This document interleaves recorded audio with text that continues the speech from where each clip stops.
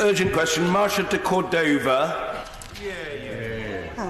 Thank you, Mr Speaker. To ask the Secretary of State for Work and Pensions if she will make a statement on the NAO's report supporting disabled people into work. Minister Justin Tomlinson. Thank you, Mr Speaker. And the Department welcomes the NAO report, which acknowledges the Department's work to build our evidence base, deliver tailored support through job centres with partnership working, including healthcare services which deliver for disabled people. Between 2013 and 2018, disability employment has risen by 930,000, but there is more to do to deliver on our commitment set out in the Improving Lives paper.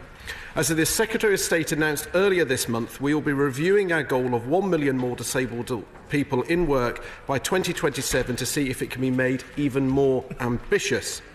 We know that personalised tailored support and tackling the misconceptions and the barriers that people may face are effective in getting disabled people into work. And our initiatives give claimants the opportunity to access personalised support to help them move closer to work and help achieve cultural change, including through our Disability Confidence Scheme supporting employers to provide job opportunities. And since the Improving Lives paper was published in 2017, the Department has launched the Work and Health Programme, which will support around 220,000 disabled people, and the Intensive Personalised Employment Support Programme, which will start at the end of this year. Access to Work has supported around 33,860 people last year, up 13% to a record high, and over 11,000 employers have signed up to the Disability Confident campaign. The Department routinely evaluates its labour market programmes and ensures the evidence is used to provide the most effective interventions that help people move closer to the labour market. And we will continue to build our evidence base by testing a range of initiatives and using this evidence to inform our future strategy. And with universal credit, this is transforming the labour market prospects of disabled people, not only through earlier and more intense engagement, but also allows them to move into and out of work without the fear of losing their benefits or having a new health assessment. And this year, we will introduce new disability employment advisor leader roles to support work coaches to build up their skills and capabilities. And, Mr Speaker, in conclusion, stakeholders will be at the very heart of our future work. Together, we will continue to do all we can to unlock disabled people's potential. You should have called over. Mr Speaker, can I firstly start by thanking you for granting today's urgent question. The National Audit Office today published a damning report evaluating the government's progress in supporting disabled people into employment. They concluded that 2 years into the government's work, health and disability strategy, the DWP lacks any clear measures or implementation plan to promote the employment of disabled people. The report found that the number of disabled people out of work has remained stagnant at 3.7 million for the last 5 years, highlighting that the increase in the number of disabled people has not been matched by a decrease in the number of disabled people that are actually out of work. The report also found that the government has yet to evaluate the effectiveness of its employment support programme, and indeed the head of the NAO himself has said that the government has yet to make a significant dent in the number of disabled people out of work, and the disability employment gap has stayed at little above 30% for the past 2 years. Recently, the Secretary of State announced a more ambitious plan to increase its target of employment beyond 1 million in the next 10 years. But given today's conclusions, how does she expect to deliver that? The NAO also found that the caseload of work coaches is set to double as a result of universal credit. So how will the Minister ensure that disabled people do not receive a worse service, and what additional resources will be made available aside from just disability employment leads? We all know the Access to Work scheme is effective and many employers are unaware of it. Will the Minister commit to expanding the scheme and also removing the current cap? that is in place. The government's disability confidence scheme lacks any credible performance measures to ensure disabled people are getting the right support and any quality standards and any independent evaluation. So will they now commit to getting the disability confidence scheme independently evaluated? And will they also start to record the number of disabled people that are in work as a result? And finally, Mr Speaker, it has been 2 weeks since there was a Minister for Disabled People. When will one be appointed? Thank you, Mr Speaker. And the NAO report did welcome our approach to offer a tailored and personalised support. And we know from speaking to disabled people of all ages that is something that they very much welcome, as all of us in society have our own unique challenges and opportunities as we navigate through life, particularly seeking for work. And I know during my time formerly as the Minister for Disabled People on many visits just how powerful the case for doing everything we can to help disabled people into work, particularly young disabled people who want to have exactly the same opportunities as their peers. The NAO report also welcomed our test and learn approach. There is no global take it off the shelf with a book and say this is exactly how we can help every single individual. We have to develop new innovative ways, and that was welcomed, as was our commitment to continue to do partnership working, particularly supporting local excellent initiatives that help unlock people's potential. And I don't recognise much of what the Shadow Minister says, because there are 930,000 more disabled people in work over the last 5 years. This is real people having that opportunity to work. It is record numbers. Over 400,000 workless disabled people a year move into work. That is a welcome figure. But we recognise more needs to be done, which is why we have said the Secretary of State was very passionate about saying we will review that target of 1 million more by 2027, and I will support that. Mr Speaker, we are focusing our efforts on a personalised and tailored support. We are increasing the number of disability advisors and their training.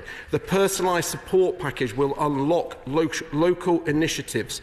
The Work and Health Programme helping 220,000 disabled people.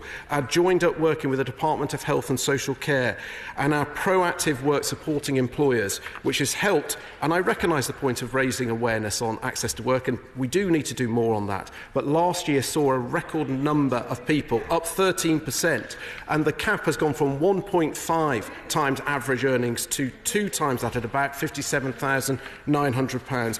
And I welcome, Mr Speaker, the cultural change with employers who have recognised it is a win-win situation, just a few small changes. I had that as an employer. I've had that on a number of times when I've engaged with businesses of all sizes. They benefit, as do the disabled people, and we will continue to do all we can. Thank you, Mr Speaker. I strongly welcome what my honourable friend has said, but if I could just give him an example of a constituent, Lacey Rose Samantha, a Harlow resident and who is deaf, was recently offered a role at Broomfield Hospital as a catering assistant. However, in the employment email, it was not made clear that the offer was conditional upon a risk assessment and was subsequently retracted. The offer was retracted. Now, this to me is outrageous. The risk assessment identified a number of risks that Ms Samantha believes could have been easily mitigated against. Can my honourable friend just explain the role that disabled employees can play in the workplace and stop this kind of outrageous discrimination from a person who was deaf who was offered a job and had that job rescinded? I thank my honourable friend. And first, I'd like to pay tribute to his work in supporting the work that myself and my honourable friend for Blackpool North and Cleves in bringing in disability apprenticeships. And this is a real terrible case to hear, and he's absolutely right, because the disability employment advisors can help provide that constructive advice to employers, particularly small employers who don't have HR departments, to give them the confidence to make sure all people, regardless of their disability, can contribute to those employers. Gray.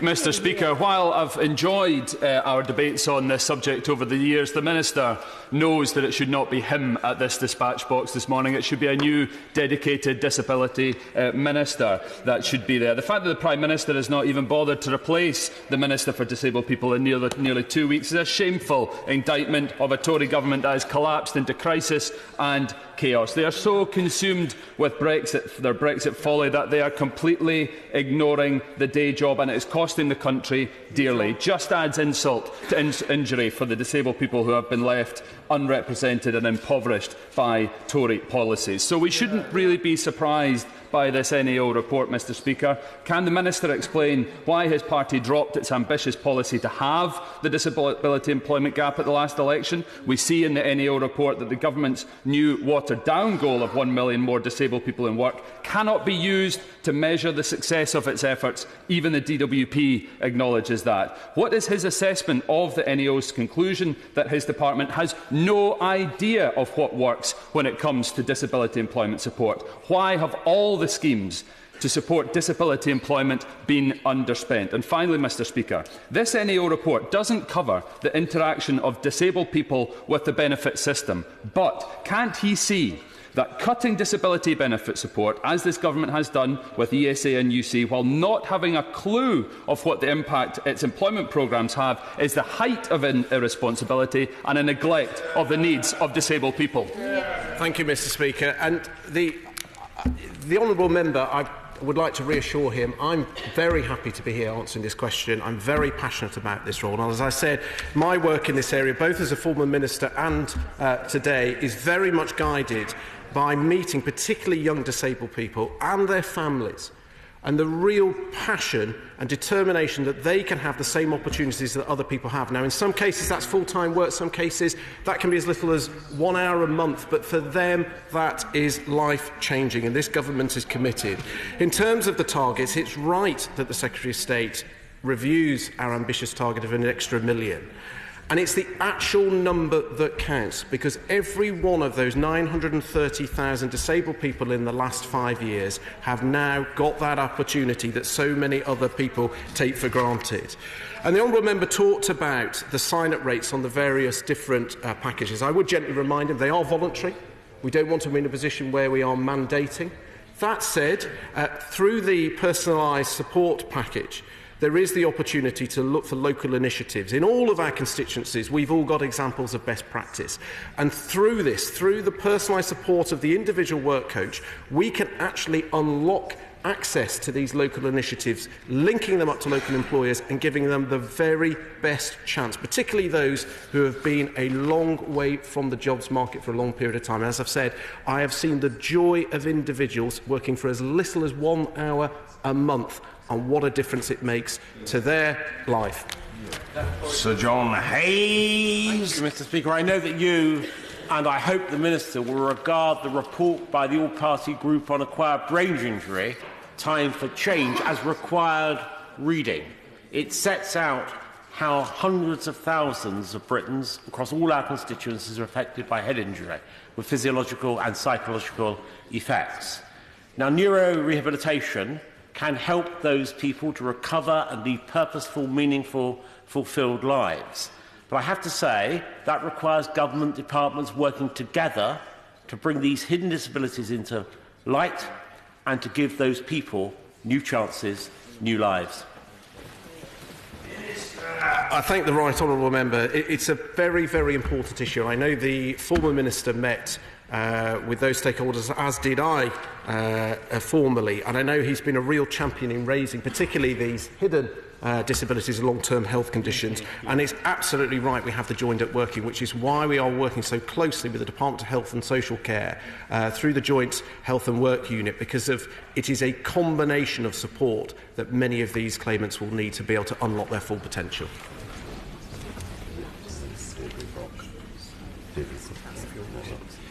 Stephen Timms. Thank you, Mr Speaker. The disability employment gap fell steadily in the years up to 2010. It's since then got stuck at a level just above 30%. David Cameron, in the 2015 election campaign, promised to halve it by 2020, a pledge that was quickly abandoned after the 2015 election. What does the Minister now believe will happen to the disability employment gap over the next 5 years?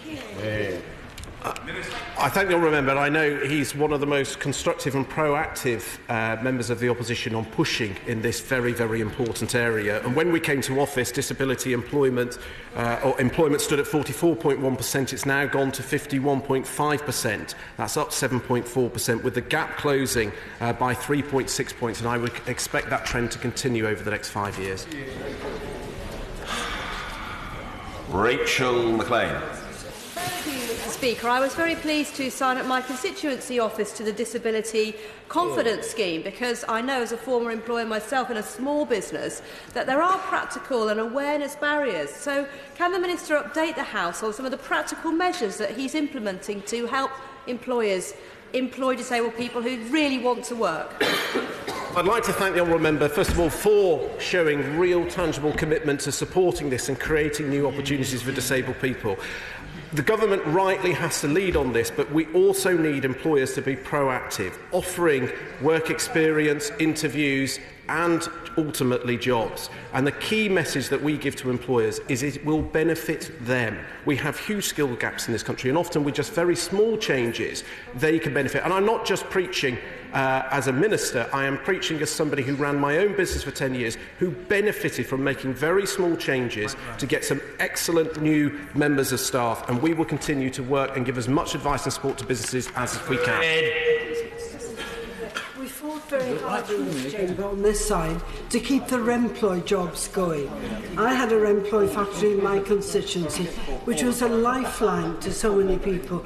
Now, the Minister, I'm sure, has the best intentions, but I've heard these platitudes before. Yeah. Can the Minister tell us how many of the Remploy people who lost their jobs are now in work? Yeah. Minister. I will have to write to her to give her the exact figures, but the principle of what we have to look at are these individuals who are more than 2 years away from the jobs market, and giving them the real intense support to help them get there. And at the moment, the best route for that is through the specialist employment support. And last year we had 1,520 starts, which 600 people were able to get at least a placement for 13 weeks leading to permanent jobs. We need to continue to do everything we can on that personalised tele-support, linking up with local employment opportunities. Much, Mr. Speaker. Can I say, as a former Disabilities Minister, I had other roles within the department as well. But it's not just disability, but that was the lead issue. And I would say the front bench, and hopefully the Prime Minister is listening, we should have a Minister as soon as possible for this role. I do not understand why that hasn't taken place. However, Disability Confident is a great success, an absolutely great success. And we, as parliamentarians, can push this forward in their own constituencies, just like it's going on in my constituency, Hemel, Hempstead, so that people have the confidence to get into work and employers employ the right people. My honourable friend is absolutely spot on. We can help raise the awareness of Disability Confident. We can do our own Disability Confident events. We can write to employers to encourage them to sign up and to work with the local organisations that support disabled people to find job opportunities. It should be a real priority for all of us. Coyle. The NAO makes clear that there's simply no evidence that the £386 million spent on Disability Confident has resulted in a single disabled person getting into work. Would it not be better to devolve that resource and extra responsibilities for employment programmes to local and regional governments, like in Southwark, where we have a Labour council committed to becoming a full employment borough, to allow them to innovate to get more disabled people into work? Minister. Well, I think the figures, to be fair, speak for themselves in terms of the 930,000 people of the last 5 years who have gained. However, I do accept the thrust of the point about looking at local solutions and empowering local communities, because they know their own job market, where the skills gaps. I accept that principle. We are moving in that direction through the personalised support package, so the actual work coaches can look at the local initiatives. I think there's a lot more work in that area. I very much welcome that question. Vicky Ford.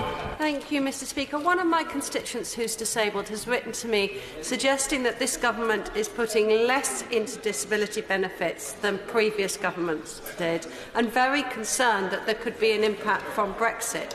Can my right honourable friend confirm that there is more money going into disability benefits, and that this government is continued to help support disabilities, those with disabilities, no matter what happens regarding Brexit? Our support for people with disability benefits is now at £55 billion, up £10 billion in real terms since 2010. It's a record high. And the amount that we are spending on employment support for those with disabilities is showing a real terms increase following the spending review, and will continue to do so. Very Sheerman. Mr. Speaker, the Minister will agree with me, I hope, that this is a bit of a wake-up call, but what the government's been doing is not all bad. and I welcome some of the moves that have, but as chair of the Autism Commission, can I offer more of a partnership? Because the neurodiverse community and the people on the autism spectrum, they're differently abled. And now we have some wonderful people like Achievability and Inner Genius who are actually going out, looking for people who are a bit quirky in their thinking, think differently. And the gig economy and some of the techie areas is looking for these people. They are very valuable assets and we need to encourage them. Will he meet some of these people that I can introduce him to? I thank the honourable member who has done a huge amount of work in this area, and these are the sorts of points that were picked up in the Maynard review. And actually, we've worked very closely with a lot of the leading autism charities, and they rewrote the training guidance for our frontline staff and put into the autism toolkit within job centres. And he's absolutely right. If employers are savvy, and they look at their skills gaps and they can match to the huge amount of talent and potential of people with autism, then they will benefit. And that's the key message to employers. We aren't looking for favours. We are looking for a win-win, both for the disabled individual and for the business. Thank you, Mr Speaker. I recently visited Remploy in my constituency in Arbroath. They do a fantastic job at transforming lives, getting people with disabilities and supporting them into work. And they had their first placement on a farm in Angus recently. So does the Minister agree with me? We've got fantastically ambitious targets. This government has ambitious targets, and that we should ensure that all industries wish to widen their talent pool. And I thank my honourable friend for her championing this cause in her constituency, and she highlights the point that a lot of these local organisations are doing a great amount to support the disabled persons, building up their skills, ready to enter into the workplace. We all need to try and unlock as many doors with employers so there are more opportunities that everybody can benefit from. Lillian Greenwood. Thank you, Mr Speaker.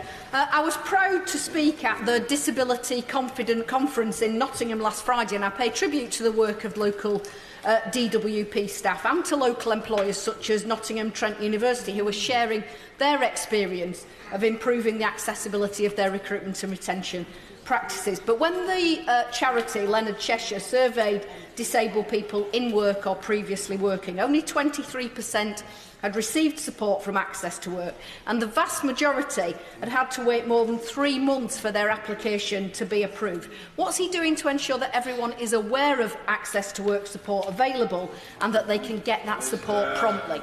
First, I'd like to thank the woman for taking the time to pay tribute to the frontline staff in the job centres who do a huge amount of work to support disabled claimants, and that often goes unnoticed, and it does make a real difference to those claimants. Access to Work was record numbers last year. I welcome the 13% increase, but we will continue to step up our efforts to make businesses, particularly small businesses which make up 40% of employment opportunities, that they are aware that there is both financial support and advice available to unlock the potential of disabled staff. Alex Burghardt. Mr Speaker, building on from that point the Minister's just made, will he congratulate all of those businesses like Brentwood Community Print in my constituency, which entirely off their own bat go out and provide work to people with disabilities and help them often rebuild their lives and find a way forward? I thank my honourable friend, and I'd be delighted to pay tribute to Brentwood Print. And they have recognised that by being an innovative business in terms of their recruitment, that they can benefit. And I hope that many other businesses will look and learn the lessons that they have set out. Holly Lynch. Thank you, Mr Speaker. The head of the NAO has said that it is disappointing that the DWP still doesn't understand what works in relation to supporting disabled people into work. But further to the point just made, can I invite the Minister to come and visit the brilliant Escal factory in my constituency? They're a leading manufacturer in tissue, coasters and napkins, and employ supported employment opportunities to those with mental and physical disabilities, and they really are transforming lives.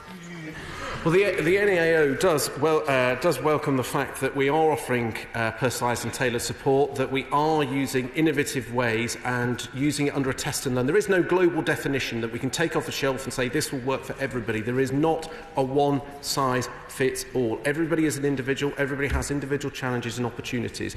We are rightly investing in that innovative research, and as we find things, we will share best practice, we will roll it out, and we welcome the fact that there are now over 930,000 more disabled people who work in the last 5 years. And I'm really thrilled to hear of the success of her local initiative, and I will certainly suggest it to the department as a potential future visit. John Lamont. Thank you very much, Mr Speaker. I was delighted to attend a Disability Confident event in one of my local job centres in Galashiels, and the staff there do a tremendous amount of work to get disabled people back into work. But can the Minister confirm that the financial support that disabled people are currently getting is more generous than the previous system that we inherited? I thank my friend again, another champion in his local constituency, making sure that his disabled residents have the maximum opportunity that so many of us will take for granted. And on disability benefits, that we are spending £10 billion more in real terms than we were in 2010, and that is making a difference to some of the most vulnerable people in society. Chris Stevens. Mr Speaker, it's good to see the Minister survived his grilling from the Select Committee yesterday, but has he seen the think tank Demos's report, which concludes there's a chronic lack of trust between disabled people and the Department of Work and Pensions, finding that 60% of disabled people do not believe that the Department understands their concerns. So can he tell us what he's going to do to address that perception? I thank the honourable member, and it's always a pleasure to appear before the Select Committee, particularly his very challenging and probing questions. And what I do recognise is that as a department we are incredibly passionate at working closely with stakeholder groups with their real frontline experience, not just to listen to them but to allow them to help shape the development of policies, our training guidance, and do everything we can to unlock all people's potential.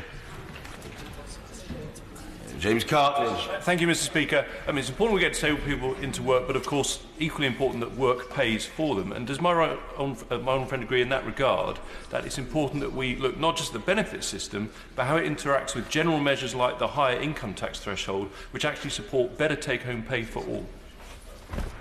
I thank my honourable friend, and I think all members would welcome the thrust of the point that has been made. And it gives me an opportunity to emphasise the benefit of under universal credit for people with fluctuating health conditions, that they don't simply keep crashing out of the benefit support and having to re-go through health assessments, reapply at a point where their health should be their primary concern. Universal credit offers that flexibility and tailored support. Ian C. Lucas. Thank you, Mr Speaker. The Department of Work and Pensions is the biggest spending government department, but its spending is opaque. I have put questions down about to whom money is paid in my constituency, and I can't get a straight answer. We've got excellent local businesses like Empower who are helping disabled people, and I want to work with local providers and the Department of Work and Pensions to provide placements, but I can't get through. Will the Minister help? Good question. I think it's a really good question, and through the principles of the personalised support package, we've got to find ways to support those local initiatives, because there isn't a one-size-fits-all, and a lot of that support will match the local market. It's a really important point, and I will make sure that he has a meeting with the appropriate minister. That's what I thought. Kevin Foster. Thank you, Mr Speaker. At a Disability Confident event I hosted some time ago, we saw some great examples of really talented people being employed by local employers. What work is the department doing to ensure those employers are recognised for actually not just the fact that they've done something good, but they've also taken on some really brilliant people? I thank my honourable friend, who I know has worked tirelessly in the area, and this is exactly the reason why the Secretary of State has been so passionate about saying our target has to be ambitious. We owe it to every single one of those individuals looking for work, whether that is full-time work, whether it is the occasional bit of work. It makes a huge amount of difference, and we are incredibly proud that 930,000 more disabled people are now in work in the last 5 years, a record high. Derek Twigg. Speaker, the report says that people with mental health conditions and learning disabilities fare worse than the rest. Can I ask the Minister this? Is that a number of parents in my constituency who have young people who are coming out of education with learning disabilities find it really, really difficult and are in despair at the fact that children are going to not find work. What more can the government do to ensure that efforts is particularly focused on those young people with learning disabilities getting back into work, getting into work?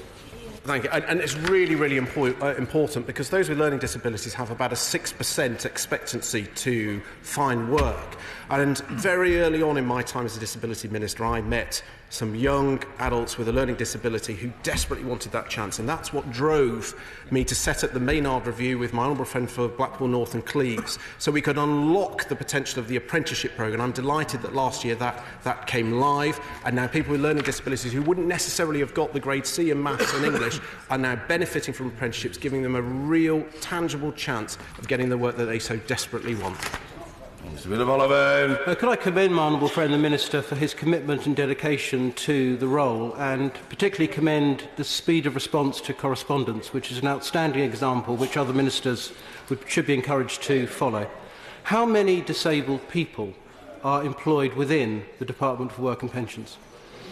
I thank my honourable friends, and I do understand the importance, but not just in responding to individual MPs' correspondence, but offering an opportunity to meet, particularly with the more complex cases. And there are many faces I can see that I've met in recent weeks on a variety of issues. We are all, first and foremost, constituency MPs who are there to champion those in our communities who have got challenges. In terms of how many do we support in the department, I will have to write, because I would not wish to give somebody of such experience anything other than the exact answer. Diana Johnson. Thank you, Mr. Speaker. Just following up from the question that my honourable friend, the member for Halton, asked about young people with learning disabilities and their ability to access the job market and to get employment. Can the Minister just explain then why this report from the National Audit Office actually didn't recognise what the Minister's just said from the dispatch box, that the review that's been carried out hasn't had the effect that he's just claimed it has? Well, to be fair, because that's looking historically, and this came in last year, so it's the first wave of people starting to look. But it's all combined with making sure employers have that confidence that they can take on people who may have some challenges. Often it only means small changes, but we are incredibly proud that we will leave no stone unturned. So not just 930,000 people that we've seen over the last 5 years, but more people of all disabilities will have an opportunity to work.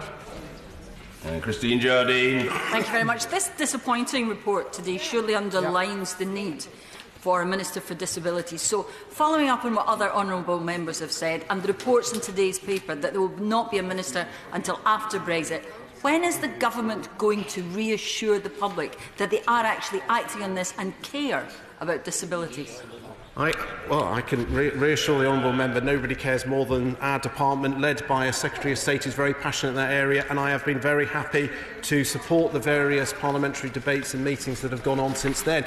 And if we would like to see Brexit be wrapped up, I would urge all colleagues on all sides of the House to support the Prime Minister's deal. Thank you, Mr. Speaker. The honourable member for Angus mentioned the great opportunity of the Remploy factory in her constituency, but unfortunately my constituency in Springburn, that opportunity was stripped from my constituents when the Remploy factory was closed in 2013, putting 50 disabled workers out of work. Indeed, one of those workers was found dead on the day the factory was closed. It was another callous and shameful episode of that coalition government. So would the Minister commit to extending the protected places scheme for disabled workers, particularly at the Blindcraft in my constituency, where 250 workers producing world-class furnishings and high-quality joinery? It's a world-class example of how this can actually work as a proper sustainable model. I would encourage the Minister to go and look at that particular example and actually look to extend the protected places scheme and broaden that opportunity for disabled workers in a wonderful factory. And I thank the honourable member for highlighting what is clearly a very successful local initiative. And that comes back to some of my earlier answers, that we are committed to finding ways that we can get support to those innovative local initiatives that are making a real difference on the front line. And I will feed in the suggestion as a visit to the department. Ian Austin. Thank you very much, Mr. Speaker. I'd like to ask whether the Minister will organise a meeting with me and his colleagues from the Department for Transport, because the Ring and Ride service, which is used by thousands of disabled people and pensioners in the Black Country, has been put at risk after its operator collapsed into administration. And this is a lifeline for many disabled people who use the service to get to projects, to boost their skills and confidence, or for pensioners who use it to meet friends, do their shopping, get to social events, or projects which prevent loneliness and isolation. So it's really important, Mr. Speaker, that this project is saved. I thank the honourable member for highlighting the importance of that, and I will certainly make sure an appropriate minister does meet with him to see what support can be offered. Patricia Gibson. Mr Speaker. The Tory Vice-Chairman, the Honourable Member for Braintree, is reported, as has been said, as saying there will be no Minister for the Disabled appointed until the Brexit chaos has passed. Can you tell us why that is? Now, 3 members so far have asked this question to no avail. And it's disturbing that the Minister seems to be blaming MPs for the lack of a Disabilities Minister because it has not supported the Prime Minister's doomed deal. What signal does the Minister think this sends to disabled people about the Government's priorities? And why are disabled people paying the price for this Government's Brexit chaos? As my earlier answers, I am very happy to attend and support debates and meetings. I was very proud to have served as the Minister for Disabled People a few years back, and my passion has not diminished one bit. We all collectively owe it to do everything we can for those people who need that extra bit of support, and I'm proud to do that. First of all, thank the Minister for his honest endeavours on behalf of disabled people. It's much appreciated. Can the Minister outline if there are any grants for SMEs to make accessibility issues easier? And if not, would the Minister consider such a scheme? I thank my honourable member, who is a passionate advocate in a number of debates over the years that I've responded to in this area. Is a real credit to his constituency. And through the access to work, through the personalised support package, there are opportunities to help unlock opportunities within small employers. Really, really important area of work, and I'm glad he's taken the time to highlight that. Speaker, Citizens Advice identified that some disabled people could be worse off under a universal credit by as much as £300 a month because the work allowance isn't available to disabled people who are assessed as fit for work unless they have children. So will this damning report finally make the Government address this huge shortfall?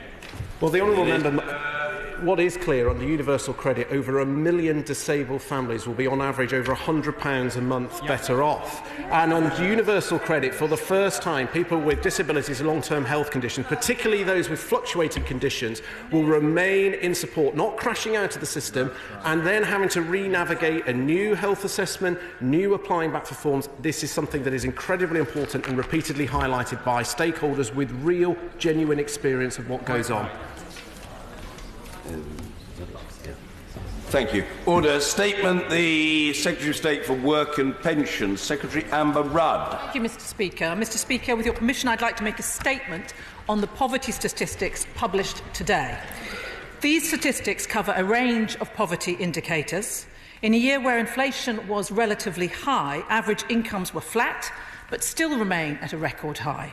These numbers show that between 2016-17 and 17-18, relative poverty after housing costs has decreased by 1 percentage point.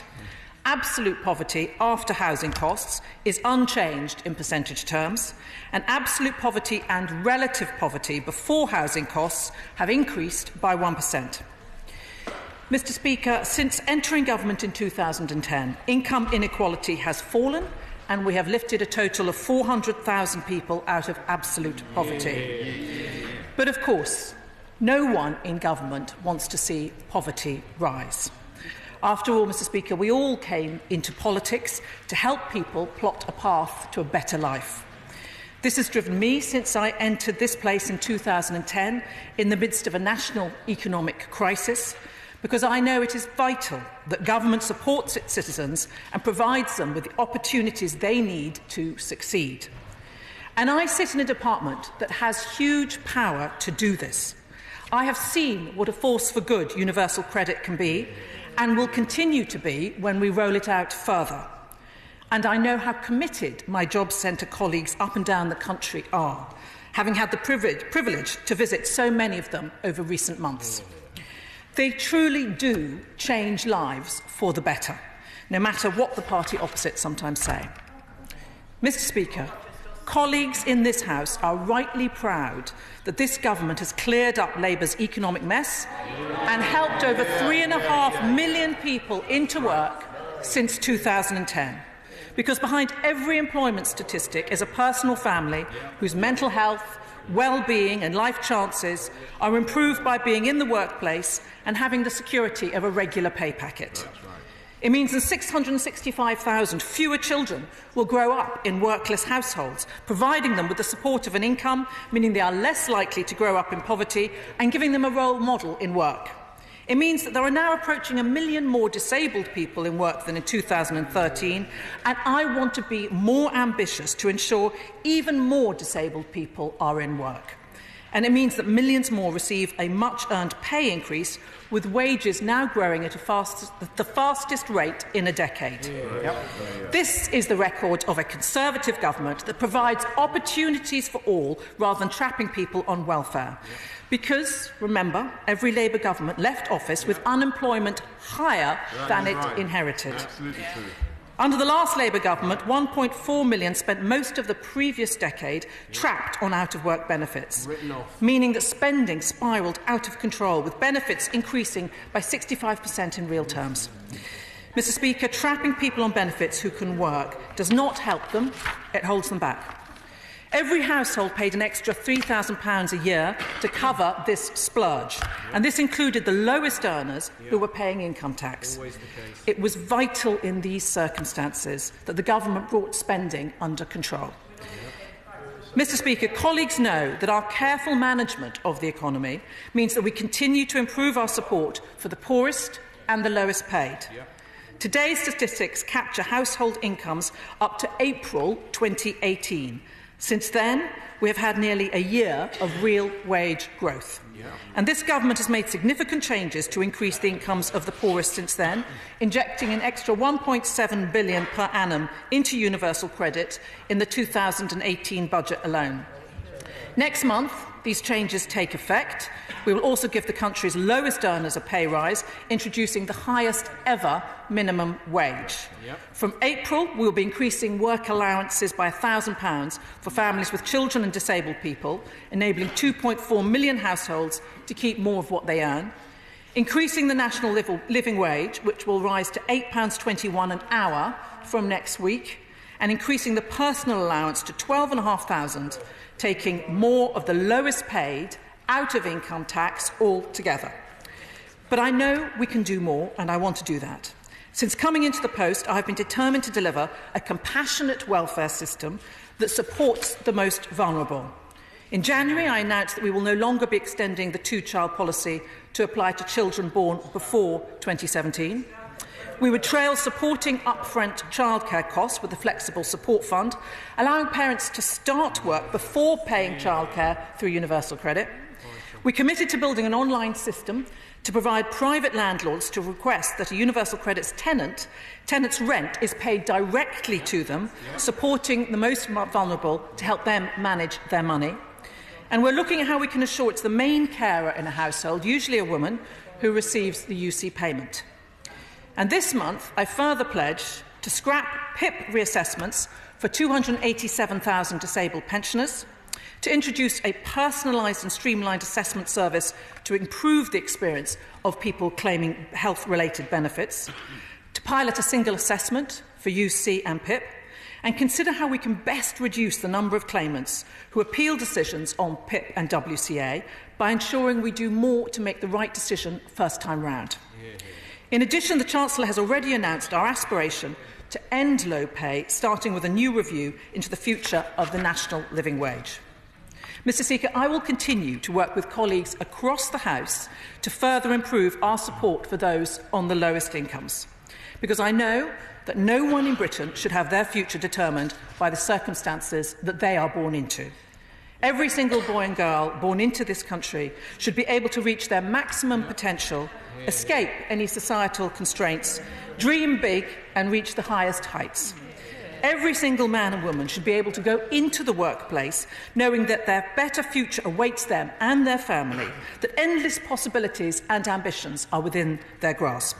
Every town and city in this country needs to know that this government is on their side, that we match their aspirations, and that by working together we will make every community a better one to live in. These are ideals that are at the heart of this government, at the heart of the work that I do every day, and we will not stop until we have completed this mission. I am determined to tackle poverty, in particular child poverty.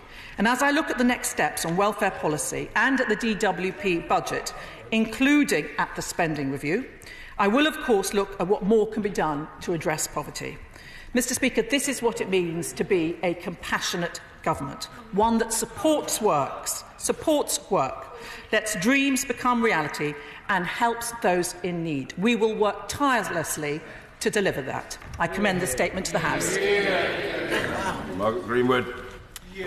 Thank you, Mr. Speaker, and I'd like to thank the Secretary of State for sight of her statement today.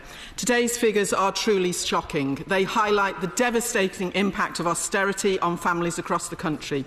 It is a national scandal that 14 million people, including 4.1 million children, are living in poverty in one of the richest countries in the world.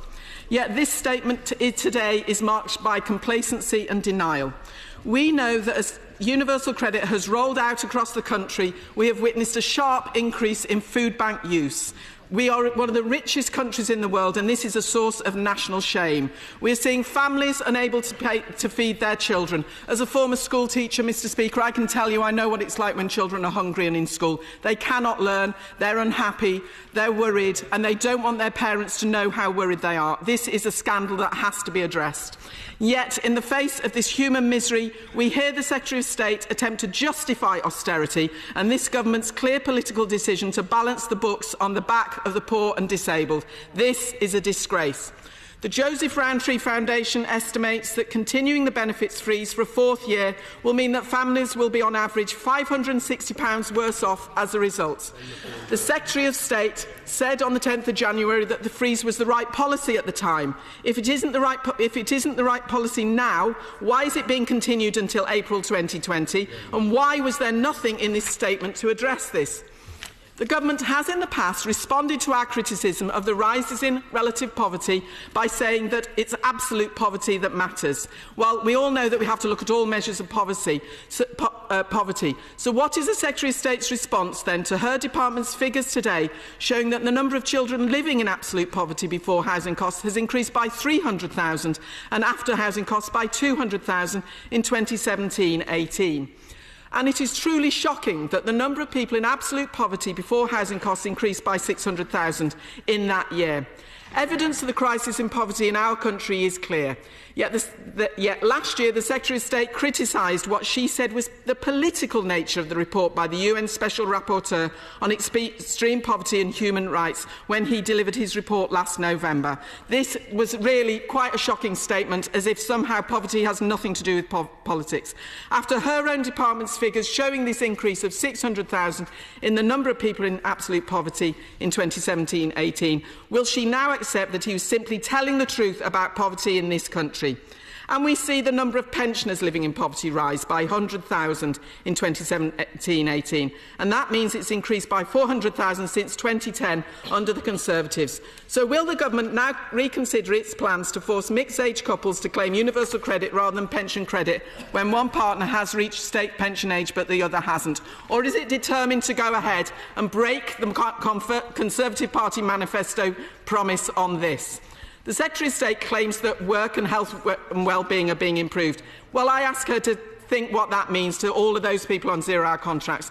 The individuals with 3 zero-hour contracts, so they're not even able to secure a pension because their different contracts don't meet the threshold. She talks of universal credit as a force to good. That is laughable for those who look at this, and misery for those experiencing it. We've seen delays, 5-week waits, inability to tackle fluctuating incomes, so that we're having people on the same income getting very different levels of benefit from the social security system. To conclude then, when will the government wake up to the poverty crisis that is besetting our country and tackle this and deliver people the security that they need? Well, I would say to the Honourable Lady, it is because we care so much about the changes in poverty that I have come here in order to answer anybody's questions and to make a statement about these statistics that came out today. On pensioner poverty, actually, pensioner poverty is at a near record low because of this government's commitment to the triple lock. And I would gently point out to her as well that the only reason we are able to fund something like the triple lock is because this Conservative government is running a strong economy. Centring this back on how we deliver our benefits, whether for pensioners or for people in working age, is absolutely key to being able to deliver those important contributions. She mentioned the Joseph Rowntree Foundation, and I would also say to her the Joseph Rowntree Foundation analysis shows that universal credit will reduce the number of people in poverty in working families by 300,000. The fact that she continues to attack universal credit shows a fundamental misunderstanding of the changes that universal credit brings to people's lives. And I would urge the Honourable Lady to engage with her job centre, to speak more to the work coaches and to the clients. And she will find, as I have found, how much positive response there is to universal credit. Many people I know are still concerned about it, but in my experience and in many other MPs' experience, and if I may say so, that is across the House, tell me that once people have engaged with universal credit, once they're on it, they realise that it's a much more positive source of their income than the previous benefits were at all. And I'd also like to point out that there are many different sources of poverty. And one of the areas that we have particularly made sure that we put more money into is children on the lowest incomes in schools, because that is a way of ensuring that we bridge the gap between people born into different households.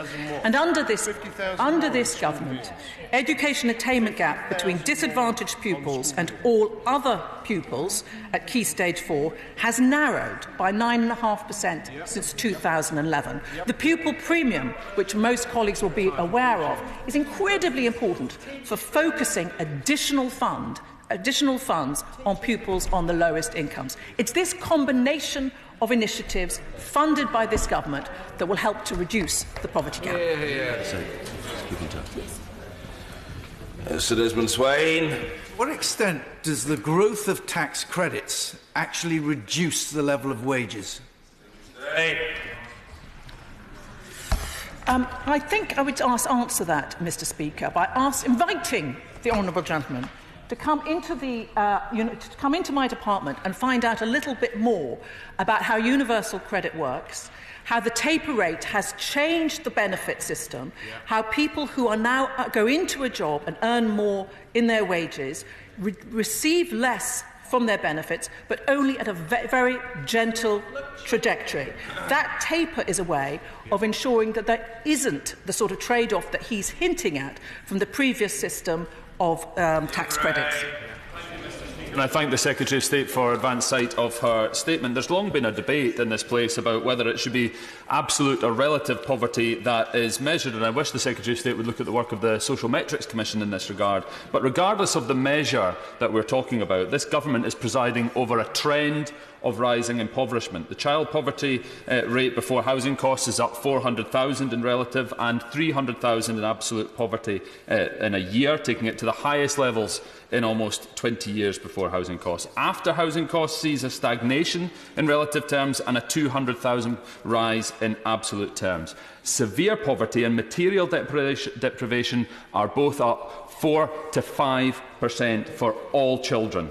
The Secretary of State must know that the impact policy, particularly social security policy, has on poverty levels. She spoke of the power of her department in this regard. When there is an investment, poverty levels drop, and when there are cuts to individuals, levels rise. And that is why ending the benefit freeze this year would have been the best place to start, to stop, in some cases, reverse the rising poverty trend. And she could have also lifted the two-child cap, which is cuts directed at children. It is impoverishing children. Why has she not done the right thing in these areas? The Secretary of State has taken some welcome steps. She has moved further than any of her 5 predecessors that I have dealt with, but I know she understands she must go further. And these figures should put a rocket under the discussions that she is having with the Chancellor ahead of the spending review. Work should be a route out of poverty, but it currently isn't. So what does she see? What does she see as being her key anti-poverty policy? What is her anti-poverty target for this next year, when we know that Brexit, whatever type of Brexit occurs, will harm family budgets and affect living standards? Secretary of State. Well, I thank the honourable gentleman for his partially constructive comments, if I may put it like that. As far as the Social Metrics Commission and assessment on poverty is concerned, we are looking at it. I think it's an interesting approach in that it puts the measure of poverty back also towards what people spend their money on as well as what they actually get in. So it's a fair point to raise with me, and I will come back to him when we have some further conclusions on it. He highlights particularly the difficulty that families have and the issue of moving into full-time work. And I would say to him that one of the commitments that we have made is to make that more straightforward by enabling there to be more free childcare. We've now made sure that there is more money invested per year in childcare. It's gone up from 4 billion to 6 billion, so there's 30 hours of free childcare for people with 3- and 4-year-olds. I think that's an important change to making sure that people can go into full-time work. He highlights the difficulty of people on low incomes in part-time work, and we recognise that. And that's why we're trying to make it easier for people to go into full-time work, because there are much lower instances of poverty where there are 2 full-time parents in work. And that surely must be the goal for people. Alex Berghardt. Thanks, Mr. Speaker. Does the Secretary of State agree that one of the most damaging things for a child's life chances is if they grow up in a workless household? And consequently, will she commit to invest more in universal support to help people with difficulties overcome them and move into long-term employment? Well, my honourable friend is absolutely right. Households with nobody in work are much more likely to be in poverty and are a bad role model for everybody else. And actually making sure that we engage successfully with households so that everybody in there has an opportunity of job is very important. There are now 665,000 fewer children in workless households since 2010. Frank Field. Isn't the most horrifying omission from the Secretary of State's statement today is that we live in a country where people are cold and hungry and pushed into destitution?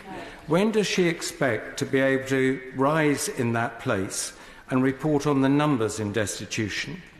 And as it has been claimants, by having cuts in their living standards, contributing so much to the revival of public finances, will she allow herself to be judged by how much she gets when the Chancellor starts giving away, making sure those monies go to the poor first, who contributed most?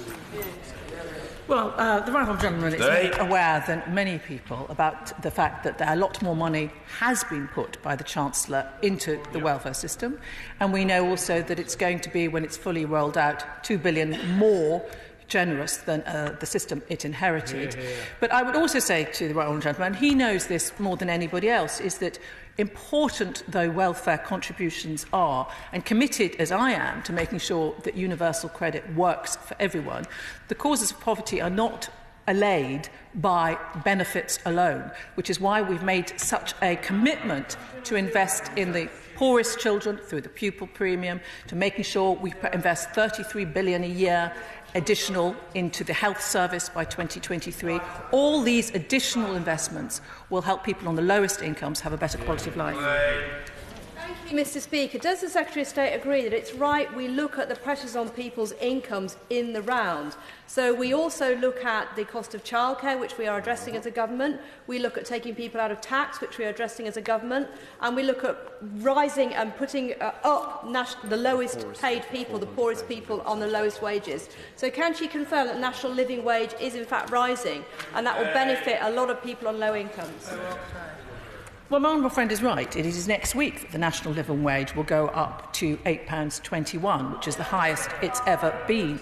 I would also point out that the rate at which people start to pay tax is rising to £12,500. It wasn't very long ago that people on very low incomes, as low as £6,500, could be paying tax, and that has changed under this and the last government.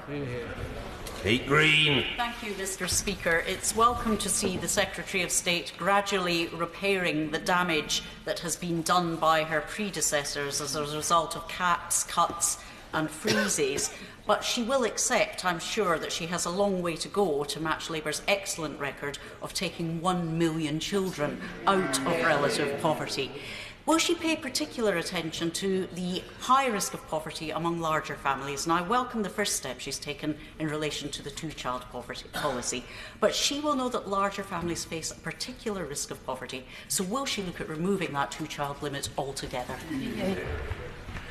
Mr Speaker, I would say to the Honourable Lady that since entering government in 2010, we have still removed 400,000 people out of absolute poverty. I have acknowledged, and this is why I'm here today, that today's statistics are disappointing. And I am highlighting that there is more to be done, both in terms of other services around benefits and in terms of my engagement with the Chancellor. And she raises an important point, that it is often people with the largest families who have the difficulties, and that is an area I will be looking at ahead of the spending review, but we will not be changing the two-child policy, which is still an important part of fairness in the benefits system for the people who pay the tax as well.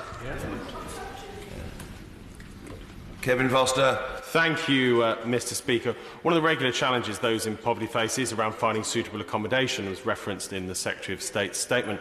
What work is she doing in relation to we're talking with the Ministry of Housing, Communities and Local Government to ensure we actually deliver the quality homes people need at an affordable price across the country?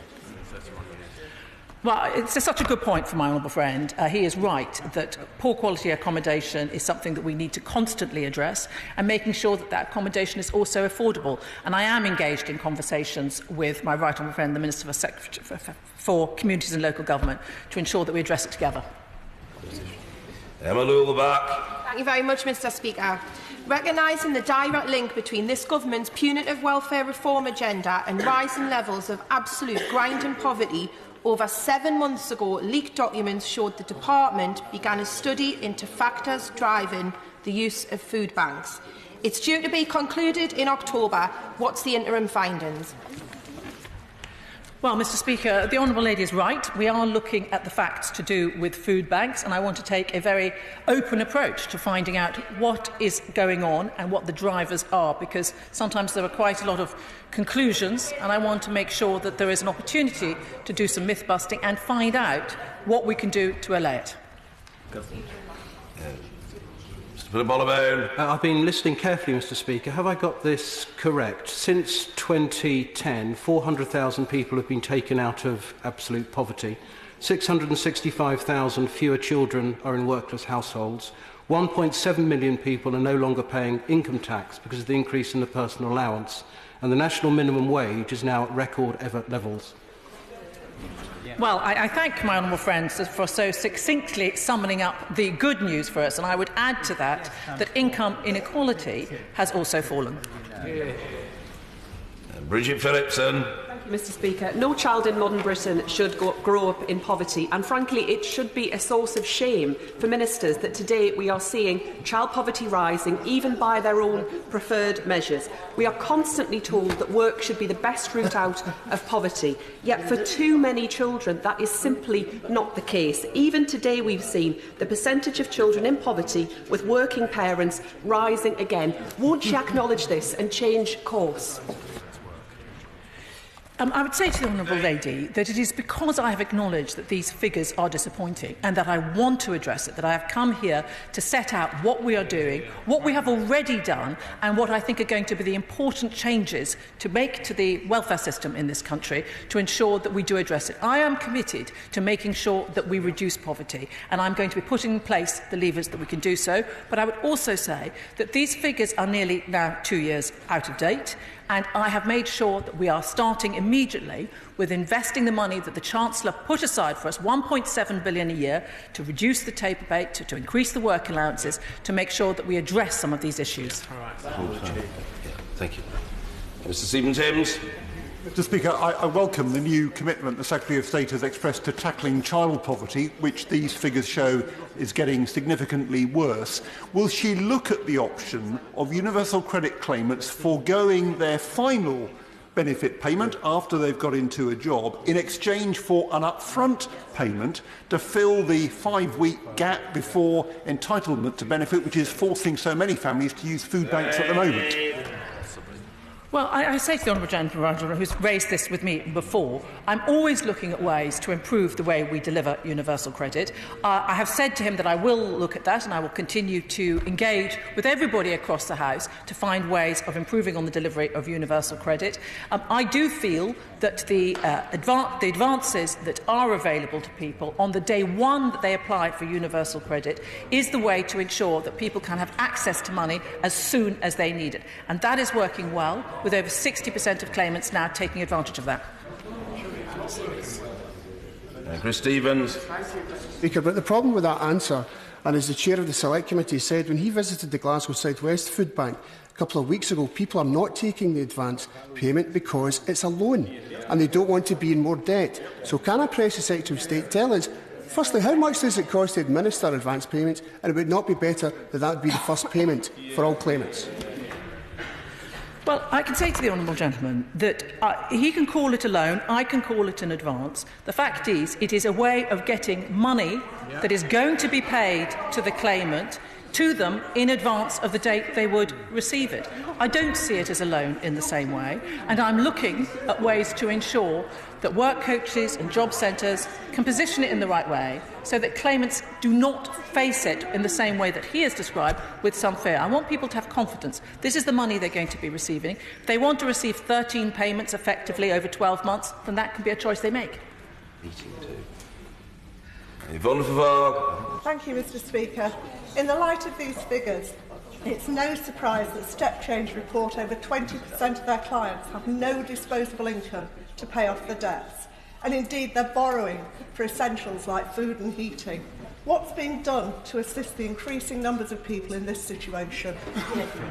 Citizens' advice roll around. I would say to the Honourable Lady, who I know is quite an expert in this area, that my colleague, the Pensions Minister, met with Step Change this week. We're committed to making sure that there is sufficient advice available to people who need it so that they can help to budget. A lot of people come on to universal credit with quite significant debts, and one of the issues that we have addressed is making sure that the debts that they have to repay out of their universal credit is reduced from 40% to 30%, and we've also set up the single financial guidance body. We're very aware that people often arrive with debts, and we want to help them manage them so that they can have a sufficient income to manage on the universal credit they receive.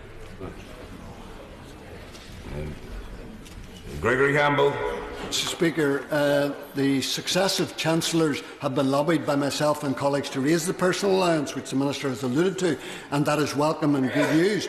The problem now is that those in part-time employment and in very low pay, it is totally irrelevant to them because they earn less than what the personal allowance is. So what is the Minister doing to raise the skills level, to ensure that small and medium-sized enterprises get training and offers to help that skills base so that people are not welfare dependent at all?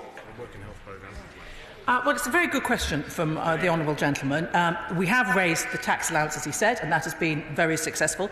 But I would like us to do more to help people move on in work from a small amount of hours or to higher skills, and that is something I'm going to be looking at over the next few months to see what there is some provision available, and some job centres do a fantastic job of continuing in that engagement to help people into better jobs or more hours, but that is something I would like to look at to see what else we can do. Hugh Gaffney. Thank you, Mr. Speaker. Your government always says that in work is better, but in work poverty is rising, food banks are rising. You say we're going to look at the minimum wage. What will you make it £10 an hour? He wasn't here at the beginning. Living wage is going up. Mr. Speaker, it is the case that I want more people to be able to have the security of a full-time job and of better paid jobs. And that's why in my answer to the gentleman who spoke earlier, I've said that we will be working on seeing what else we can do about in-work progression to ensure that people don't stay on low wages, they can progress and they can get the advantage of a growing economy, because this government is committed to making sure that we have better jobs, more jobs, and we are proud of the employment record we have created. Alison Hewlett. Thank you, Mr. Speaker.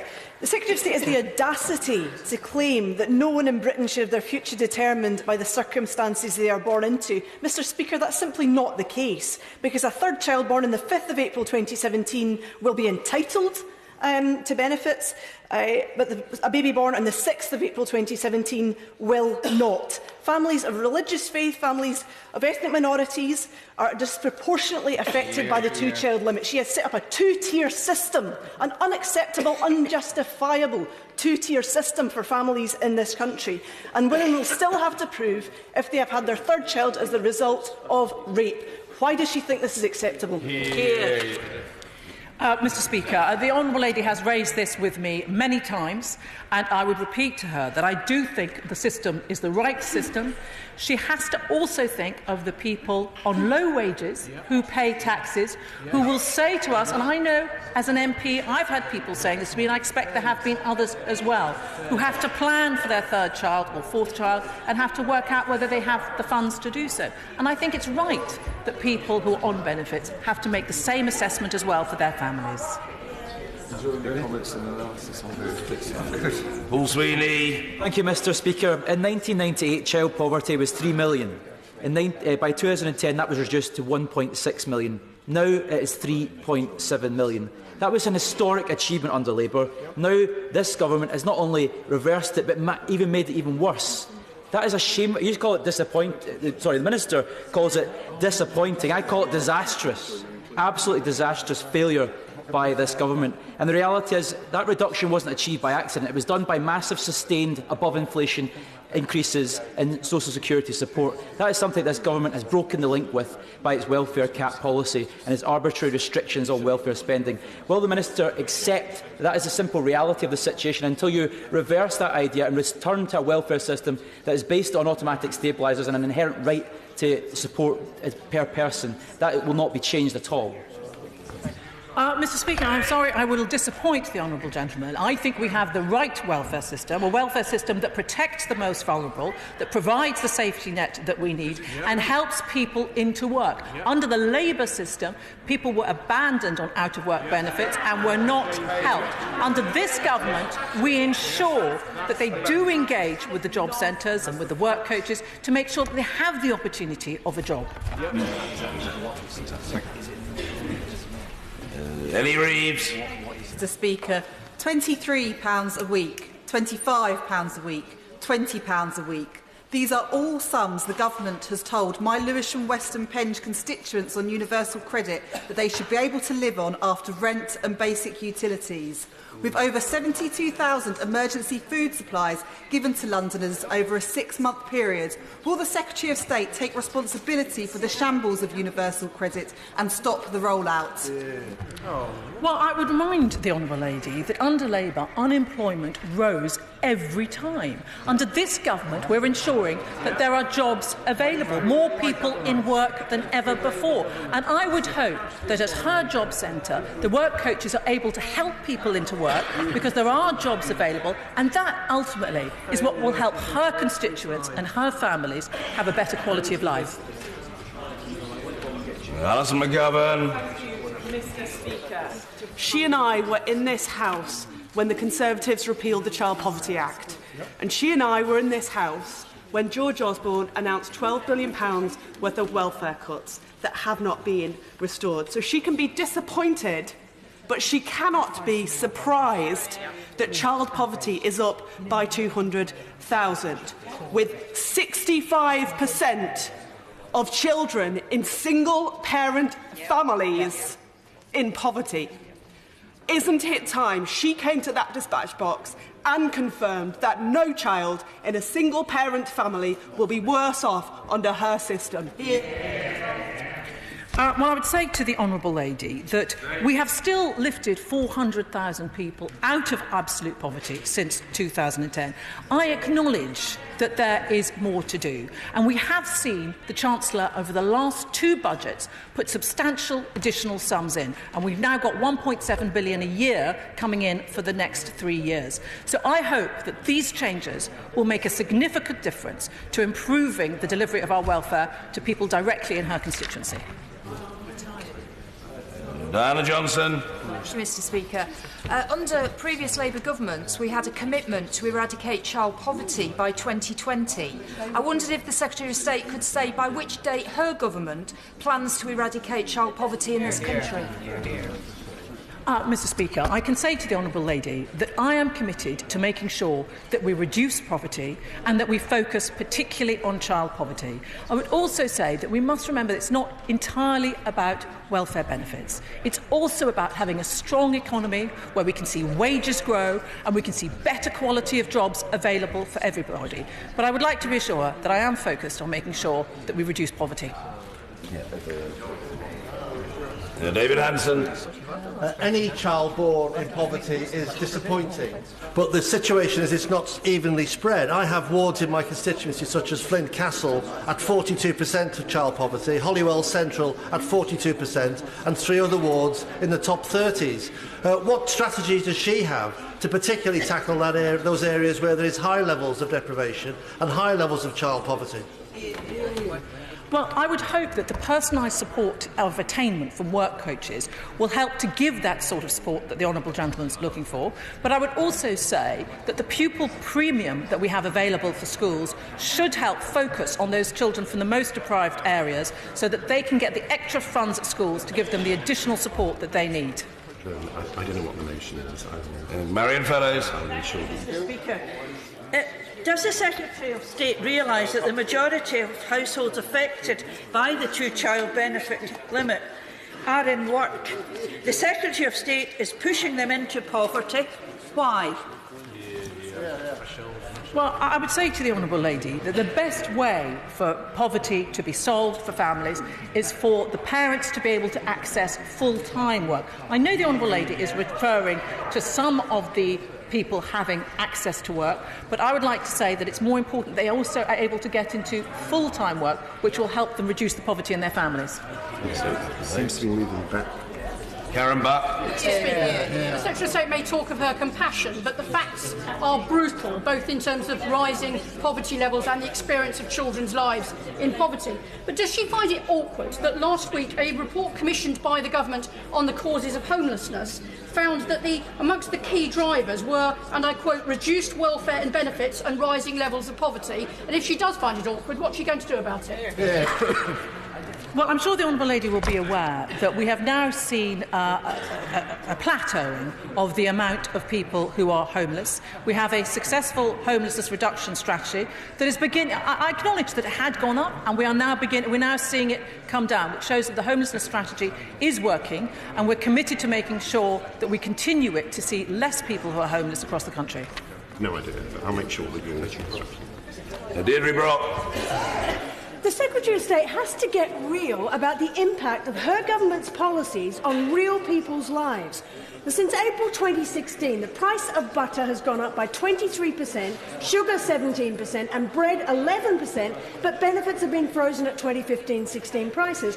Why won't she take action to lift this punitive benefit freeze for its final year? Yeah.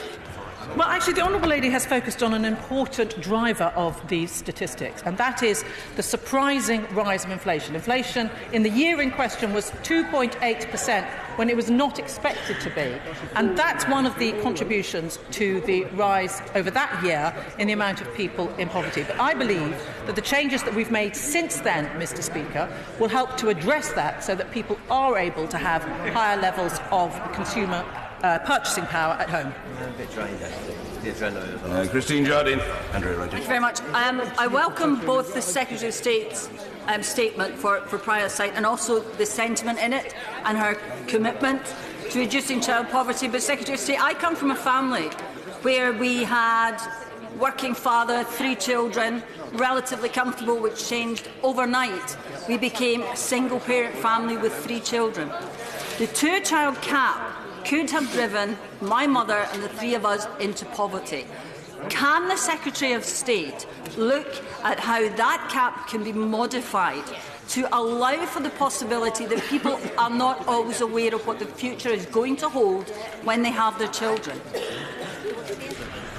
Well, I thank the Honourable Lady, and I recognise that for single parents it can be hard to manage on funds and also hard sometimes to manage childcare in terms of being able to access work, which is why actually I'm pleased that one of the things this government has done is increase the amount of free childcare that's available. So I hope that a single mother in that situation would be able to access more work than she would otherwise have been able to do.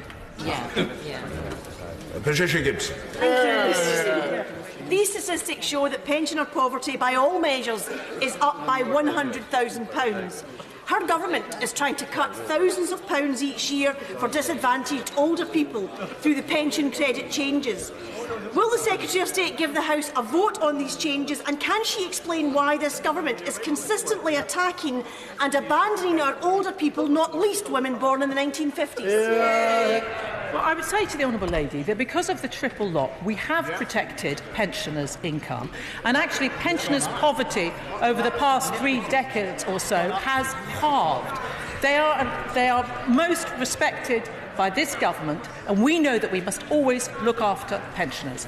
I would say to colleagues right across the House that universal credit is helping people getting into jobs. It is making sure that the work coaches have a personal approach to individuals, and if they have not had the opportunity to engage with their work coaches in their job centres, I would urge them to do so. We know that they are being successful. Joseph Rowntree recently said to us that 300,000 people are likely to come out of poverty as a result of universal credit. That is good progress, and we will continue to build on that. Thank you.